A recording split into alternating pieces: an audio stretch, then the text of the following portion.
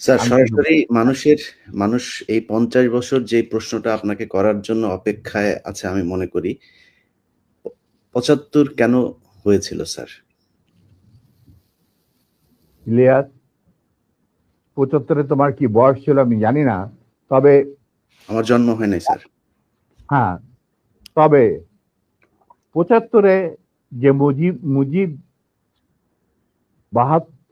৭০-এর ইলেকশনের সময় ৭২-এর আগে, মানে ৭১-এর মুক্তি সংগ্রাম শুরু হওয়ার আগে ছিল, তার চরিত্র ছিল এক ভিন্ন প্রকৃতির। তিনি বাঙালি জাতীয়তাবাদের সংগ্রামে যথেষ্ট অবদান রেখেছেন। কিন্তু স্বাধীনতা যখন পাকিস্তান আর্মি ২৫-২৬ রাতে মানে বাঙালিদের উপর, নিরীহ বাঙালিদের উপর শেখ সন্ত্রাসবাদ, অ্যাট্রোসিটি বলো, জেনোসাইড বলো, চালালো, এবং যাতে লক্ষ লক্ষ হাজার হাজার শিশু, নারী, পুরুষ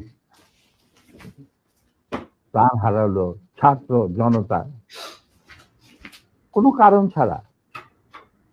তারপর তখন সেই অবস্থায় আমাদের দেশের তথাকথিত বড় বড় জাতীয় নেতারা বিভিন্ন দলে, তাদেরকে কিন্তু কাউকে খুঁজে পাওয়া গেল না। তারা তখন তাদের নিজেদের জীবন বাঁচিয়ে যার যার মতো জায়গায় চলে গেলেন। মুজিব স্বয়ং পাকিস্তান আর্মির কাছে ধরা দিলেন এবং তাদের সাথে একটা বন্দোবস্ত করে তার পরিবারের ভরণ পোষণের দায়িত্ব আর্মির হাতে তুলে দিয়ে তিনি পাকিস্তানে পাড়ি জমান। ডাক্তার কামাল হোসেনকে সঙ্গে, যিনি ছিল major via media between Mujib and the army junta.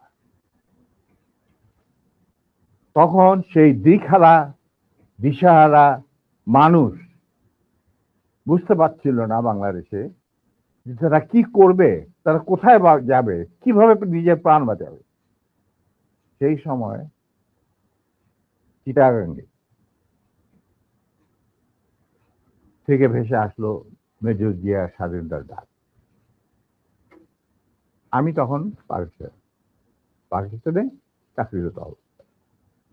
সেই ডাকে দেশের লোক একটা আলোর রশ্মি দেখলো যে হ্যাঁ, আমাদেরকে যুদ্ধের, আমাদেরকে এইভাবে মরণের হাত থেকে বাঁচার জন্য আমাদেরকে যুদ্ধ করতে হবে।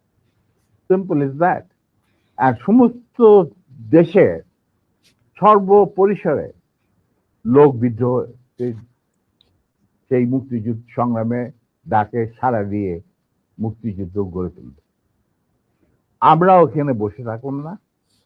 যারা পেরেছি, যাদের সাহস ছিল, যাদের দেশপ্রেম ছিল, যারা পাকিস্তানের আর্মি জান্তাদের নির্যাতন, নিষ্পেষণ, বৈষম্যমূলক আচরণের বিরুদ্ধে জানা ছিল,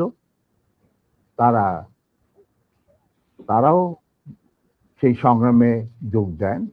অনেকেই পালিয়ে এসে জীবনের ঝুঁকি নিয়ে। আমি ছিলাম তাদের মধ্যে সর্বপ্রথম গ্রুপ লিডার, যে আরো দুজন আমার সাথীকে নিয়ে আমি এসে যুদ্ধে যোগ দেই। কোনো বিবেকবান বাঙালি তখন, যারা পাকিস্তানে